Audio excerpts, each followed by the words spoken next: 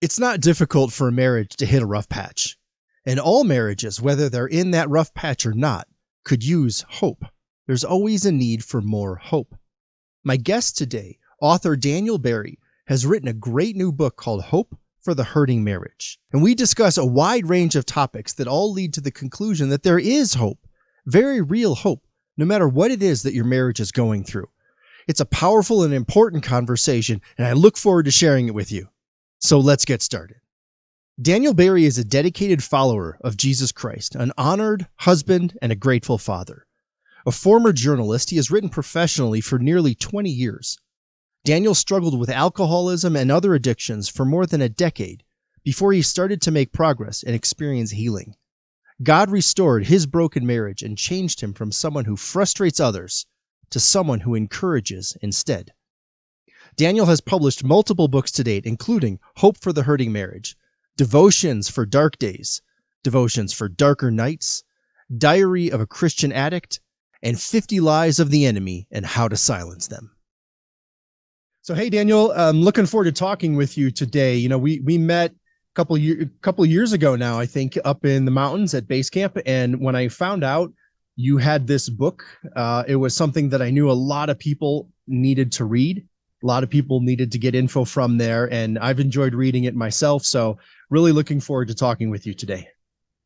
Thanks. Yeah, happy to be here, Warren. And yeah, I was in the process of writing this book while I did base camp with you, and God actually kind of transformed it a bit after our experience. So, your ministry is definitely in the book and has a presence there. So, thank you Well, for thank you. for that and everything. Yeah, you're welcome. So, so many marriages are hurting and they need hope. And I think marriages, even that aren't hurting, need hope. I think all marriages need hope. And where I really want to start with you is kind of truly at the very beginning. I want to start with the cover of your book. So the cover of the book has, this great vase on it, all repaired with the gold. Um, Tell me a little bit about that. How did you come up with that? What's the meaning behind it? Tell me a little bit about that, the image on the cover. Yeah. Well, I mean, I had an experience with God that kind of inspired me to write the book. I was in a really low place, and I was coming off a 10-year addiction to alcohol and other things, and I was really having to face my emotions for the first time, and it wasn't fun. And so, as a result of, kind of getting out of my addiction and getting into sobriety, it was I was having a hard time, and really my marriage was suffering kind of as a result. But then, yeah, God kind of spoke to me and gave me new perspective on my past, and really just gave me the tools to help my marriage going forward. And so, he kind of is qualifying me as I wrote it, or he was, and I was really just trying to let God lead me with the chapters and which way to go in that direction and things like that. And when I got to chapter two, it's called Embrace Good. And it's basically about replacing kind of the evil or negative habits and things in your life that are really destructive for your marriage. And once you do that, you have to replace it with something good instead, or else you could get even more trouble than you were in the first place. And God kind of just brought to mind this analogy that I thought was really great for chapter two and the whole book in general. And he kind of pointed me toward this Japanese art of kintsugi. And if you're not familiar with it, it's when an artisan over in Japan, after years and years and years of training, learns how to like repair broken ceramics or pottery with lacquer from the rushi tree. And so this isn't some normal glue or anything like that that you can pick up at the superstore or anything like that. Um, it takes a long refining process to get it right, to get it looking good. It doesn't look good at first. And I could just really relate this whole process of repairing a vessel to marriage. And it seemed to like fall in line with kind of the message I wanted to put in the book about God restoring broken marriages and broken people. And so early on, I did have just a specific vision of just kintsugi and something very clear and pure and white, and then highlighted with gold, and just showing you how something could be even more beautiful than it was before, after it's repaired. So. That's kind Yeah. of kind of where I got that idea from. Yeah, and it's great. It works so well conceptually with the book and with your ideas in there. And digging into the book, I want to start with a little bit of just what's in chapter one. One of the things that's great about reading books like this is when you have an author like yourself who's willing to be open and real with what's going on in their lives and where they've been and where they are. And you share quite a bit of your story of growing up there in chapter one. And I'd like you to share with us some of that same story. So what's your story? And we'll say from the kind of from the beginning of you all the way up until that point that you talk about at age 27 when you change your name. So give us kind of the little bit of that, of your background, your story, and what you went through over your life up to that point of changing your name. Sure, yeah. Well, I think my story, at first glance may not seem like I had a rough childhood or anything like that. And I didn't really have, as much trauma as maybe some other people. But my message in my story is that, our hurts don't have to be significant to other people to have an impact on us. I think all people have some sort of childhood wound or deep wound from their past. And for me, at least, I tried to just escape from the negative emotions of repeated incidents of rejection growing up, and I would turn to alcohol, pornography, drugs, isolation, depression, other just addictions and negative feelings, instead of facing my kind of childhood hurts and things like that. And I had bullies in school. I had incidents with my parents that kind of shot down my confidence and things like that. And yeah, it kind of it culminated in the name change was a big incident in my life, where I chose to go back to my birth name, which is Barry, after having another name for several years, but not the majority of my life. And so I just felt like I was Daniel Barry. That was who I was, and I felt confident with that decision. And it kind of ties in with my wounds, which are related to rejection. And so I was kind of trying to take a stand of this is who I am. I accept it. I don't care if other people reject me. This is who I am. But that being said, all the damage was done, and so I had lots of triggers ever since then. And like I said, I've turned to other things to escape. Um, and so it was really just having way more of a negative impact on my marriage than I wanted to admit. The alcohol, the pornography, anger, um, these all just really had negative impacts on my marriage. And I kept praying to God the whole time. I was a Christian. We went to church. We would do the right things. We thought, listening to worship music. But God was revealing to me in the past few years that I had these evils present in my life that that were the real problem. I would often think, in the moment, my wife was the problem, like she's the enemy. She's not on my side. She's just, attacking me. And God kind of just refocused me to no, you have these sins in your life you need to address first. And then that will, once you address these and start to pursue me and draw our connection closer, that will in turn help you be a better husband and father and help your marriage overall. It's not about your wife, it's about you. And Yeah. so that's kind of what chapter one is about. Um, and so I actually made up a word for the name of the chapter, and it's called Enemize Evil. And it's kind of, like villainize or a similar term, but I thought it was really good to help people remember that your spouse isn't the enemy. It's Right. an old message, but it's a new way of looking at it. Um, and so, sorry if I'm going on a little long, but basically in the book, I kind of go through different areas of sins where I have experience, lots of different areas from sexual integrity to substance abuse and anger. And I kind of just show how I was able to find these areas. And a big part of it was opening myself up to the Holy Spirit and saying, hey, God, do I have a bigger problem in this area than I think? I mean, do I have a drinking problem? Because it took years for me to admit that. And Right. the more I opened myself up to that, the more God was able to change me. Yeah. Owning that stuff is such a huge part of being able to move past it. And there's so many times where as men we'll just stubbornly say this isn't a problem, I've got this under control, it's all good, it's just a whatever, and we'll fill in the blank. And I like how you worded that in there, that my spouse isn't the enemy. I've talked about that with guys in the past, and it's a very harsh line. I didn't make it up. You didn't make it up, but it's been out there, and it's a really strong line, but it's important because so often we'll get into some conflict, and it seems like this person sitting across from me or next to me, that's my enemy, but that's not your enemy. That's your partner in life. And that's where the whole thing about let's work on communication and digging deep and all that sort of stuff comes into play. So you dealt with a lot growing up, with the various addictions, and I appreciate your willingness to write about those, talking about having the way that porn was impacting your life, talking about the way that alcohol was impacting your life.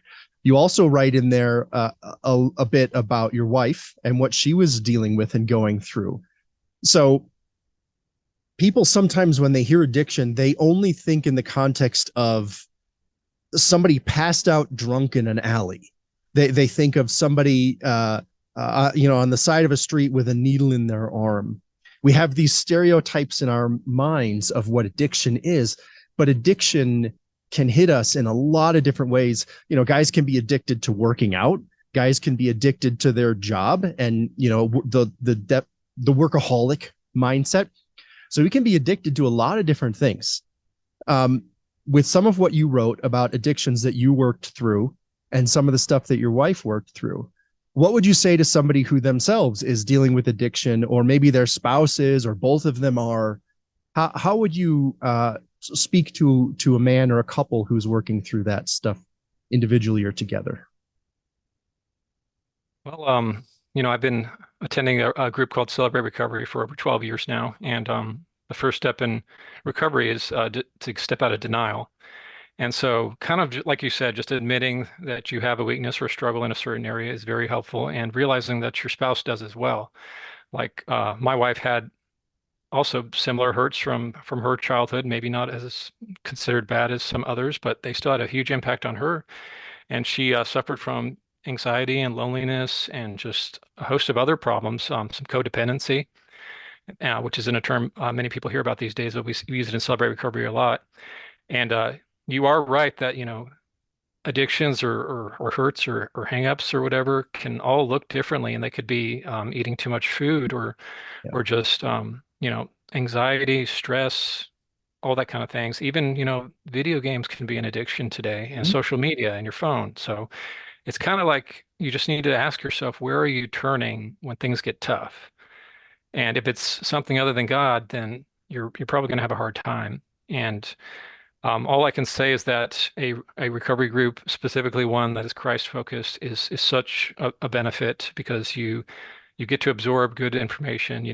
When you're at a meeting, you're not doing other negative things, and you get to worship God, and it just turns your attention to Him, and also helps you realize that there's a lot of other people out there who are struggling with the same things you're struggling with, and it may not be exactly the same thing as you, but it helps to know that there are other people out there hurting. And so just finding a community and also accountability is a huge part of finding healing, I would say. And what about the guy who his spouse is dealing with an addiction and he's trying to figure out, how do I support her? How do I help her through this? Because in most situations he's not a trained professional, so to speak. He's just a guy. He's just a husband trying to be better, and he sees his wife hurting. What should he do in that situation? Well, that's a good question because I halfway wrote the book for people, who are struggling with addictions themselves, but I also wrote it for, the spouse who may not be addicted and is trying to figure out how to help their spouse. And so kind of just trying to understand them better is a great place, and kind of and trying to see that people don't necessarily choose to be addicted. They don't choose to, suffer all this pain again and again. They get caught in it, and it's hard to get out. And I just think if you're a Christian and you're willing to find help, you will find it. But in the meantime, if you're a spouse, all you can do is kind of go through the different chapters in my book. I give some great practical advice. I'm a very practical writer, but it starts with looking at yourself. How can you improve? Your spouse will see changes in your behavior the closer you get to God, and the more you work the more you do that, the more it silences or reduces the enemy's impact in your marriage and your house. And so you reduce those influences. And then you can kind of go through the whole process I would recommend for an addict and just look at your past and your wounds and see if there's anything there that you haven't admitted yet or seen.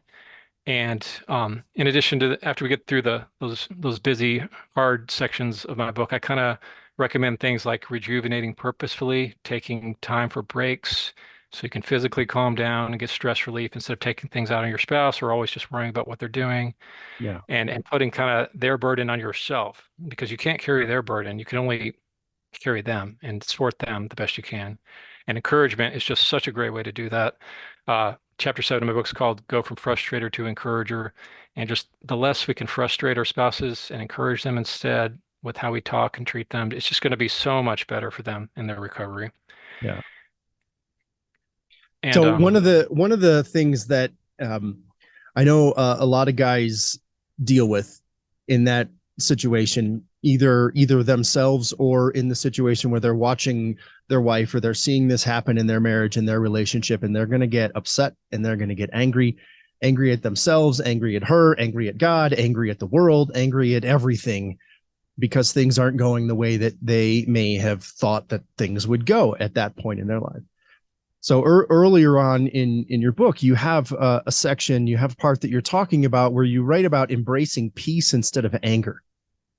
And I found that an interesting section. And I know that so many men struggle with the idea of anger, blowing up at something little or whatever. And anger can express itself in a lot of different ways. It's not always the big explosion. Sometimes it's the silent treatment. So there are a lot of different ways that anger can express itself. So that was an interesting section, embracing peace instead of anger. So explain that a little bit. Dig into that as a concept for us. sure, yeah, and that's just one of the examples in chapter 2 of the different areas where I give, the recommendation of what to pursue instead of the negative thing you're experiencing. So yeah, anger, I actually have a funny story about that. Um, I didn't admit that I had an anger problem for a while, and I think many guys would say the same thing. But I decided to, entertain my wife and read a book on anger by Gary Chapman. And I remember we were having an argument when I was about halfway through the book, and like we were raising our voices and everything, and I said something like, "I don't have an anger problem," I yelled it, and then my wife in the other room, she grabbed that book and threw it at me, and then I just ripped it in half. And so I think in that moment I realized I did have an anger problem more than I Yeah. realized. Um, but it's easy to get blind spots in your life, whether you're a Christian or not, and just not see some character flaws or behavior improvements you could make. And uh, and so, there's lots of things in this world that can make us angry.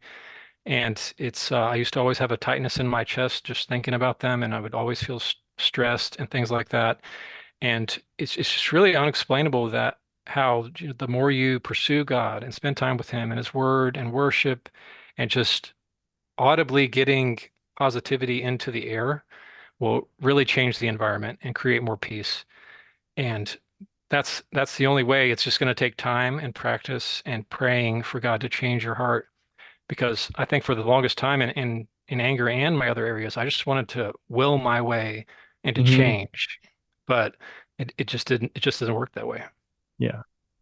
Yeah. And when as guys, when we're in that mode of we just want to fix things, we just want to, here's this problem, let's fix it.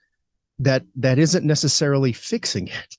And if husband and wife, and in this case, we can only control us individually, if we are spending our time and energy focusing on getting closer to God and doing the things that God has told us to do, that will bring us peace.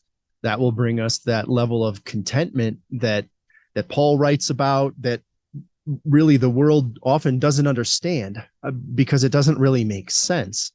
And yeah, if we can learn to follow that, if we can learn to go down that peaceful path, that is definitely an antidote to the angry path, because those don't go hand in hand. And it's similar to the idea of taking every thought captive and praying constantly. And if you're in the middle of getting upset and angry and you stop and get yourself into a mindset of prayer, it's almost impossible to be still in that angry state. It's like you're not able to do those two things at the same time. So if you genuinely are in the middle of a conflict and with your wife, if you just stop and pray, you will probably end that conflict pretty quickly. Did you guys have any experience with that? Yeah, no, you bring up some great points because it's nice to say, just turn to God and find his peace and stuff. It's so hard to do, especially if you haven't Yeah. felt it before. Yeah. And so, like I said, I'm pretty practical in my book, and I'll tell you, whenever I got into conflict with my wife, and it would escalate and it would get to a point, I would just be like out of control with what I would say, and so I would try to leave her presence and escape it to just to be able to calm down. And so they have studies out there. You can look them up about your amygdala and different areas of your brain getting really flustered and everything if you when you're emotional, and it takes literally 20 minutes usually to physically calm down.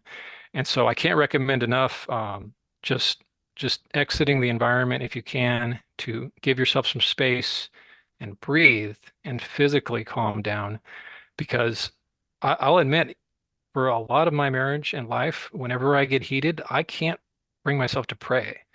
I can't really bring myself to even play worship music sometimes. But, you know, I just have to calm down physically first, and then it gives you kind of a better perspective and helps you reframe the situation.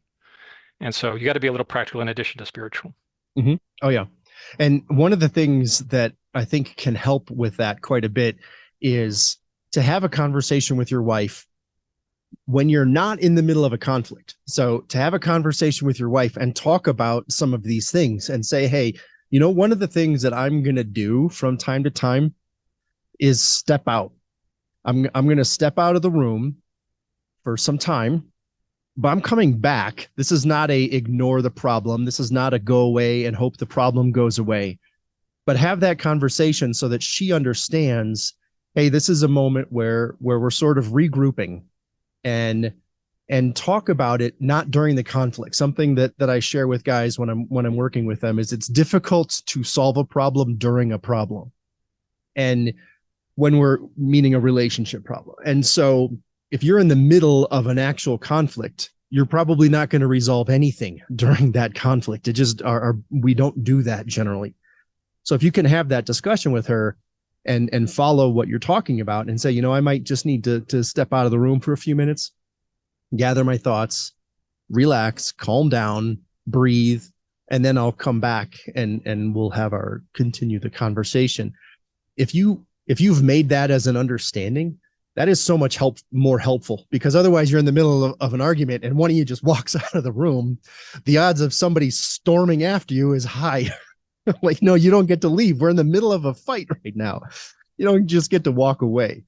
So yeah, big fan of being able to take a breath, being able to clear your mind, clear your thoughts to the best of your ability, pray about it, come back together, talk like that. That's what you're after, is talking instead of an actual communication, talking back and forth.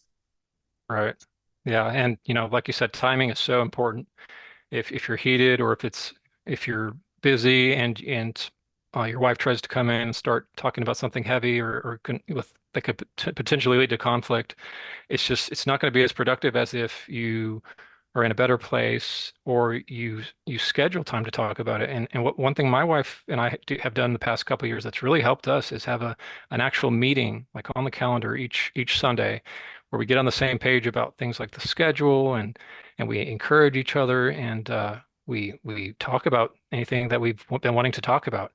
And my wife, for example, she gets really triggered when there's uncertainty and she doesn't know when she can talk about something. So that's why she struggles with timing and telling me in the moment. But if she knows that we're going to have a meeting to talk about it, it's a good compromise for both of us because I can be in a good mental state of mind and she can know when we're going to talk again. Mm-hmm. What was that like the first couple times that you did that? It was definitely a learning experience. Hmm. As I recommend in my book too, you need a conflict plan is very beneficial. And we tried out one draft of a conflict plan, and we made it to like step one or two, and then threw it away, and it didn't work. And so we kind of reworked it again. Then we made it to step three or four, fine-tuned it again until we found a plan that works. And so you're not going to find the right plan or method on the first try. It's going to take some effort and practice, and just creating that good habit of healthy communication and conflict instead of that cycle that we get into of just destructive words and actions and things like that. Yeah. What's an example of something in a conflict plan? So you say you had one and it didn't work, so you tossed it out. Then you have a conflict plan that does work for you guys now. So what's an example of something that was in the first version that didn't work and you just tossed it versus something that's in the conflict plan that does work for you guys now? All right, that's a good question. And so I was just looking up, I do mention kind of our conflict plan in this book, and I give an actual outline of it. But I also talk about how it changed and it didn't work as well before. So, for example, step one of our conflict plan is to pray a spiritual warfare prayer together, kind of out loud, silence the enemy voices because the enemy can't read your mind. And so that's one thing that's really helped me a lot too, is just being audible with my prayers, and it really helps too. Um, Step two is shut down and reschedule or write out feelings. And this is an example of a step that changed because at first we we said let's identify and discuss the real issue. But if we're still heated or not in a good place, then Yeah. we can't do that. So that's why we implemented a step of, okay, shut it down for a bit, take a break, calm down, come back together if needed. Or my wife and I, in particular, have communicated really well in the past, writing out our feelings. And we met on MySpace. We communicated by text only for over 6 months before we met. And so we're just really Hang on, comfortable writing hang to on. each So other. I got to pause you there for Okay. the youth who are listening. Okay. MySpace, Yeah. MySpace will go back in time. That's pre-Facebook. Yeah. That was the Facebook before Facebook. Facebook before Facebook. Yeah. Sorry to interrupt your flow. Just wanted to No, that's fine. jump in that. Yeah. So keep Yeah. We going. were, Yeah. we were one of the pioneers, I think, of online Yeah. dating. So Definitely. yeah, Definitely. her family thought I was a serial killer when I first, Yeah. Some weirdo you met online. Yeah. yeah, Right. Right. but now it's pretty common. Yeah. But but yeah, we found that just having this step, having permission to kind of gather your thoughts and get in a good place for this conflict meeting, uh, kind of really helps you get in the right frame of mind. And so that's one way we changed. And okay, yeah, one other thing important to note though is it, it takes a while to realize that all conflict is not real conflict or like a real deep issue. Sometimes you're just triggered by something. If I have a wound of rejection in the past and, my wife has a headache one night or something and, things don't happen the way I envision them, uh, I can get triggered by that. But, or if she critiques me on, how I'm treating the kids or how I'm preparing a sandwich or cleaning dishes or something like that, that can be a trigger. And so it took me years to realize the difference between trigger and true conflict. But slowly by slowly, I found myself improving. And one day, my wife triggered me, and in the past, I would have lashed out at her, but I kept praying for wisdom and discernment. And just in the moment, I was like, okay, this is a trigger. I said it out loud. It's not you, it's me. And so I walked just away for a few minutes, came back, and like it helped her because I never done that before. And it was a peaceful solution to it instead of yelling at her or something. And it helped me because I realized, okay, this isn't a big issue. It's not her fault. She's not the enemy again. This is related to my wounds. And so I need to just try to push this feeling away as much as I can. And now, several years after that first kind of victory, there have been lots of defeats since then and victories. But now, pretty much in most situations, I can tell is this a trigger or is this a conflict? And to be honest, my wife and I have not had very many deep conflicts the past few years. It's been mostly triggers, and we've been able to give each other more grace because of it. Yeah. And also, finally, we're able to recognize each other's triggers better and not do things or say things that may not seem like a big deal to us, but can impact our spouses. Yeah.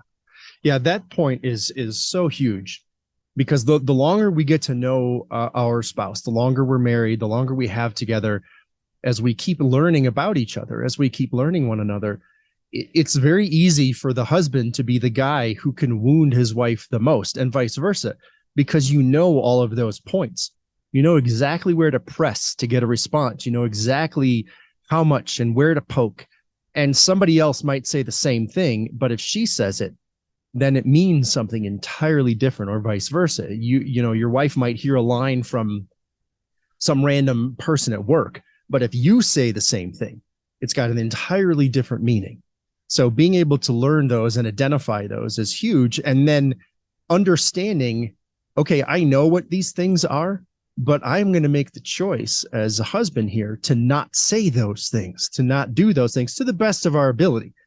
I mean, none of us are perfect, but we're trying, and that's the whole point, is that we're trying to improve, we're trying to get better, and to learn those things so that we don't particularly say them and we don't do them. Yeah. I Right. want to Yeah. go back to something I forgot to ask you about earlier. So when you were sharing some of your story, some of the earlier part of your life, and you were talking some about addiction, you mentioned the alcohol part of it. You also are pretty open in your book on talking about porn. And I know that a lot of guys, this is a struggle that they may not want to talk about, but it's extraordinarily common. So, how did porn impact your marriage, and what are some suggestions you might share with another guy who's working through that as an issue? Oh, yeah, that's a great question. My my uh, my addiction into porn started actually at a Christian school. I was in a keyboarding class, and some classmates who actually bullied me most of my years there tricked me into visiting this website. Like honestly, I didn't know it sounded like an innocent website. I typed it in, went there, and boom, I was hit with porn. And so didn't know what to feel, was kind of disgusted, but you know, I was like 15 at the time Yeah, and in that age range, and I just was curious and looked again later and then again and eventually, I got addicted to that feeling. And I think honestly what most of us get addicted to, or at least for me, is getting addicted to escape. And when you can kind of escape, whether it's into a substance like alcohol or drugs, or escape into the world of pornography where you're not judged and you're just accepted, and that's how it feels anyway. yeah, Uh, you can get addicted to that just experience. And so I've been through other series, NCR and other programs where they study the brain and show how a porn addict's brain is similar to a heroin addict's, and it can have such a big impact and physically change how you operate. And it is maybe even a harder struggle to get out of than alcohol. I don't know. Um, but for me, really, the more I pursued healing in general, the more I was able to escape all my addictions, no pun intended. yeah, And practically, how that looks is setting up lots of boundaries, having lots of accountability. I have guys who check in on me if they don't hear from me. They ask how I'm doing. I have my phone is on safe mode, and one of my accountability partners has the password, so I can't even go use that to access things like I have done in the past. And boundaries and safeguards aren't going to protect you fully. You're still going to have to make that choice. right. It is always going to come down to choice versus feelings. But at the same time, the harder I can make it to look at porn, the less likely I'm going to do that. So that includes, I'm pretty strict about the content I watch and listen to. I won't watch movies and TV shows with like sex scenes and nudity and things like that because I know it's going to trigger me and make me want to get back in that world, which is so destructive that I don't even want to consider it. And honestly, I don't miss, a lot of the shows and Yeah, movies that people tend to watch. There's lots of great entertainment out there, God-honoring entertainment, or at least entertainment that won't negatively affect you in areas where you struggle. So just being being more aware and asking again, the Holy Spirit, where am I compromising? Will help you do that. And also other people and accountability. People can point out your blind spots and say, yeah, you say you have a porn problem, but you're looking at all these ads, or you're looking at these social media pages, or you're listening to the sexually provocative music, and I don't think that's helping your fight.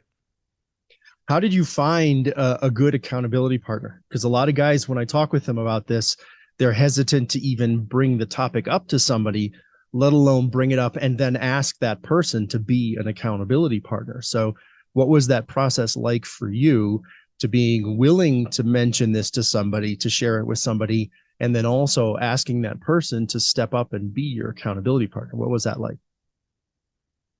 Well, it took some time, and it was definitely, scary at first. I remember when I first started attending Celebrate Recovery, I just sat in the parking lot for a bit. And many people choose to drive away at that point, but I made myself go in, and it was all very uncomfortable. I didn't like it, didn't really want to come back, but I made myself because I knew the good things that could happen.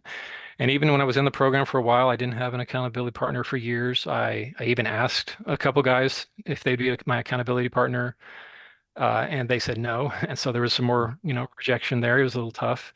And then Wow. I've had sponsors before. These are, accountability partners, kind of like you're on the same team and they're another player. And sponsor is more like the coach, someone who has kind of more experience or sobriety than you do. And both of my first sobriety partners didn't work out. Both my first sponsors didn't work out. The first one actually went to jail, and then the second one I just kind of fell off. And so I was really discouraged there for a while. And my prayer to God for so many years was just, God, give me Christian accountability and friendship. And he chose to let me wait for a while, and I didn't understand it. And I found kind of that as soon as I was courageous to talk about my story and my struggles and be real and honest, other people would start to open up as well. And so a phrase I like to say is leaders go first. And so that's just one thing that I've really improved on over the years, is being transparent and just kind of being one of the only ones to talk about all these things and say, hey, these are my issues, if you struggle with them, here are some things that helped me. And now, I the past few years, I have way more friends and people I can depend on and accountability partners in my life than I could even imagine. Yeah. I didn't have like any friends, or maybe one or two at a time, for over 30 years. And now I just have so many people I can call and who can check in on me and check me when I'm doing something wrong. Yeah. Yeah, and I can't state it enough for everybody who's listening just how important that is. So many men in our culture don't have friends. They've got their hangout buddies, but they don't have a real friend like what you're talking about. A guy that they could, who can they talk with about a porn addiction? Who can they talk with about feelings of infidelity that they haven't acted on, but the feeling is there, and they don't even know what to do with this? Who can they talk with about other forms of addiction? Who can they talk with, when they have questions about their faith? And they don't have those guys. And so being able to have those guys in life is so incredibly important. If we look through the Bible and we look at men making horrible decisions, quite often they're alone or they don't have a good friend with them. David and Bathsheba, he was alone. He didn't have anybody there checking him. And so, being able to have that is that's so huge. And our wives, they are our friends, but we need other guy friends. You don't want to put that burden on your wife also. So is that something that you've looked at as well? What about my wife? Can she be my accountability partner? No, yeah, that's a good point. I've heard many stories of guys who kind of do treat their wives like accountability partners, and kind of when you do that, especially for some of the harder addictions like alcohol and pornography, uh, it kind of tears their heart open a little bit every time you do it. And if you're not really healed, or or have some good time being sober or free, uh, or you don't have confidence that it's going to last, then it's probably not a good time to open up with her all the time. It's of course good to be honest and admit your problems to her, but you don't need to tell her every time you look at pornography or take a drink or something necessarily. But you need to tell somebody, and you need to have people in your life who will help you. And so that's where the men, and especially those who have had the same struggles as you, can really help. Yeah. And so you can work on improving yourself without kind of hindering your wife's progress. Right. Yeah. Yeah. Those other guys are so important. You mentioned a minute ago, being on the same team, players on the same team, coach, and that popped into my mind, your basketball story. Uh, I went there with the sports analogy with you, and you talk about basketball in the book, and you talk about Dirk Nowitzki.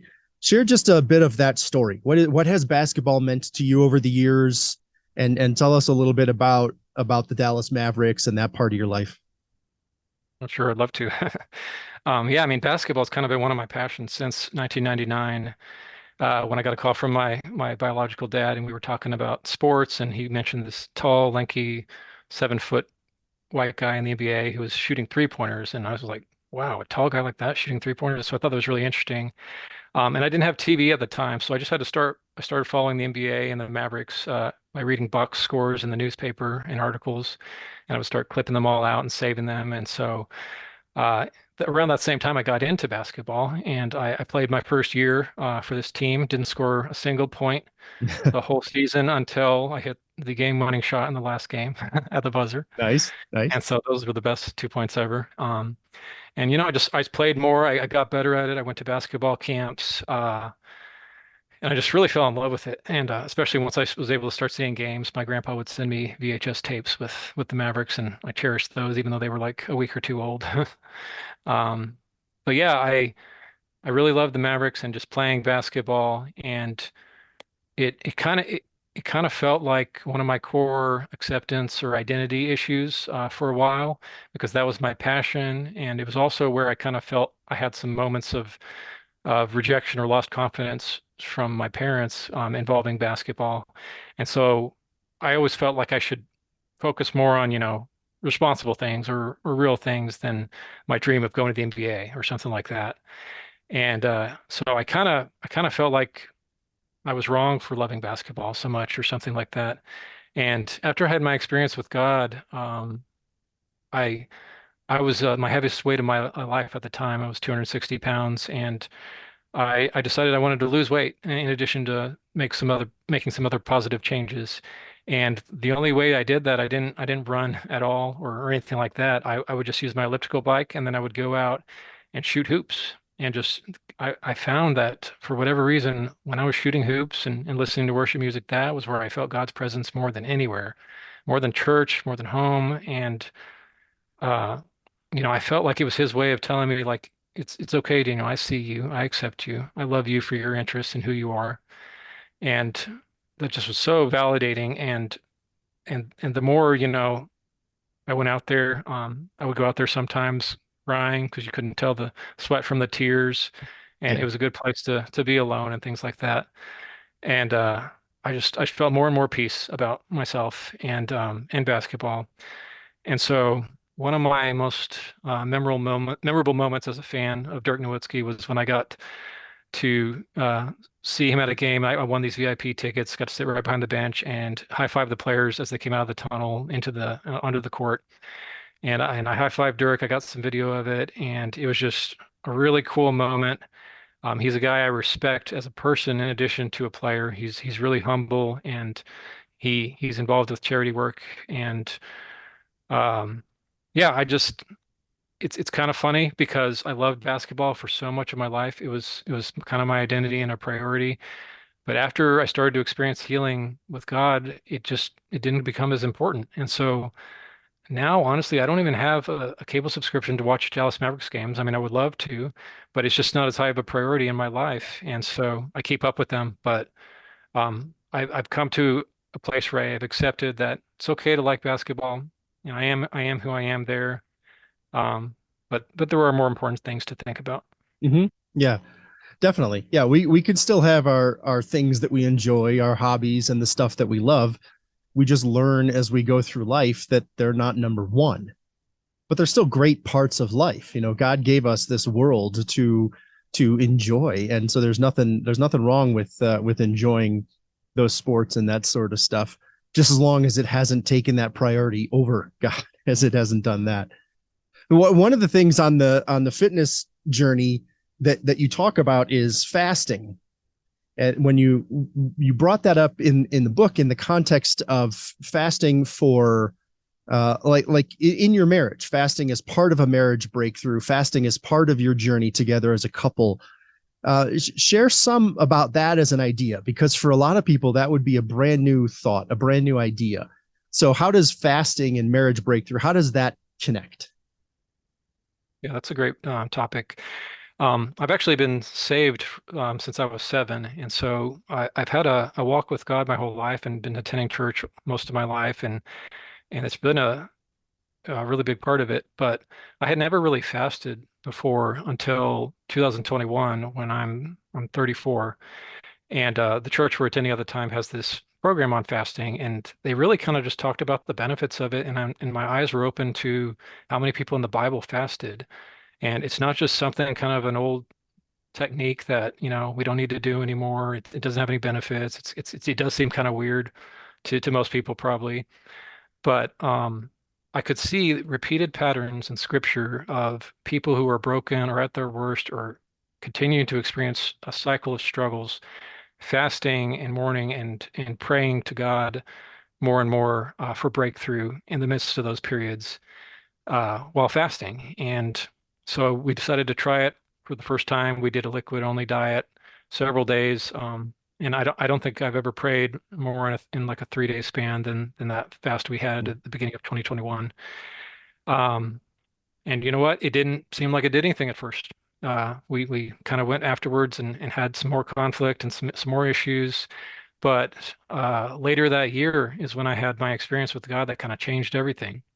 And it was the same year that I fasted for the first time. And I'm not going to say there's like a formula to fasting. If you fast, you're going to Right. automatically experience breakthrough, or you're going to have a big experience with God like I had. But I do know that the more you pursue and focus on God and take away other pleasures, to focus on Him more, that it will pay off in some form. And so if you're struggling in your marriage or an addiction or anything, I would recommend a fast and specifically pray for breakthrough in that area. Make it audible, voice it, and not only will God hear you, but the enemy will hear it too, and he'll get afraid, especially if you use Jesus's name. Mm-hmm. And yeah, all I can say is that it created, I think it was directly related to some breakthrough in my life when I did it for the first time. You just mentioned their experience with God. What was that? Can you explain what that was? Yeah, I mean, I kind of mentioned it in the beginning of my book to kind of set people up for what this is all about. But it was something I had never experienced before, and it probably sounds weird to people, and or weird to someone unless you've had a similar experience. But my wife and I were just arguing a lot. It was 5 months into my latest run at sobriety, and I was just having to face all these negative emotions head on, and I didn't have chemicals or alcohol to depend on, and it was just a rough season. So much so that I was honestly getting to a suicidal state of mind. I was thinking more and more about the notes I would leave or how I would do it. Just kept believing the lies the enemy said that no one's going to miss me and that I don't have anything important to offer the world. And it was just kind of getting to the worst mental place in my life. And I just remember I went out front, I was doing some landscaping, kind of just going through the motions of living life. Just I don't know why I'm doing this, but I don't know what else to do. And just all of a sudden I had this conviction like in my heart. It wasn't audible, but it felt like the strongest conviction of my life that said, you will help some today and you will help thousands tomorrow. And I don't know exactly what that means to this day, but I knew that God was telling me all your past hurts and what you've been through is for a reason, and you're going to use it for my glory. And it's difficult to describe again, but he just instantly reframed my past, and I suddenly had a different perspective where it's like, okay, this is why everything happened the way it did. He's been working on me and setting me up the whole time to do this in His calling, and it's just up to me to listen and obey and do what He wants me to do. Yeah. And so it was a surreal experience how he honestly just gave me the chapters to my book, and every time I sat down to write it, it was just flowing out, no writer's block. And I finished it in 5 weeks from starting it. I wasn't trying to finish it fast or anything. I was just trying to let him lead me. But ever since that moment and experience with God, things have been different. You can just ask my wife about that. She could see an instant change in my spirit and demeanor. I still had a lot of work left to do Yeah. for God to work with me, and I still will for the rest of my life. But I believe God sent me on a spiritual high in that moment and showed me what it's all about. And so even when I'm low, and I have been since then a lot, I can kind of cling to those promises and voice my trust in those despite my feelings and the situation since then. Yeah. So Yeah. And you mentioned there, just listen and obey. How simple those words are, but so hard that is to do. But that's it. We go through the Bible, and there's Jesus saying basically, hey, just do what I've told you to do. Don't just say you believe. Don't just use my name. I expect you to do what I've told you to do. And when we're able to listen and obey, life truly does change. That's how our lives change when we do that. And as we get to wrapping up here, um, with speaking of Jesus, that's sort of where you go towards the end of the book, is how Jesus is your marriage's only hope. So let's wrap up there. What does that mean in a marriage? What does that mean when you say Jesus is your marriage's only hope? well, yeah, spoiler alert, that's what the whole book about, Hope for the Hurting Marriage, is Yeah. Jesus. And that's kind of how why I end it that way. Um, but this life can just get so overwhelming and hopeless, and I don't know how many people I've heard say there is no hope. And I know there are certain circumstances where maybe in abusive situations you have to leave your spouse, and that might be God's plan for you. But I think for the vast majority of people, if both spouses are willing to turn to Jesus, He will help their marriage, and He is the hope that they can have. And I'll just say, for me, I felt like my marriage was hopeless. I felt like I was just stuck. I couldn't divorce because that wasn't in God's command. I couldn't leave the planet ultimately because of my kids. Um, and so I had nowhere else to turn but Jesus, and He delivered me. And I think that's what God wants us to do sometimes, is just get to a broken, low place where we all we can do is depend on Him. And my wife and I actually have matching tattoos. If you can see it right there, it's a semicolon with a cross. And if you're not familiar with the semicolon tattoo movement, it's just a representation of continuing to choose life and moving forward despite wanting to do otherwise.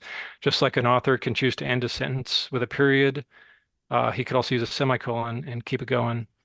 And that was just kind of the thought behind that. And the only reason we have to keep going is because of Jesus and what He's done for us. So we just kind of wanted to share that message with the world, that ultimately there's always hope if Jesus is involved. Yeah. Yeah. I love that. I love that. That's a great way to wrap up here. If guys want to find out about you, if they want to get your book, where do they go? How do they connect with you? Find your book? Where should they go? Well, all my books are on Amazon. I have my Hope for the Hurting Marriage book. I also have another book on addictions and a couple devotionals focused on mental health and feelings like that.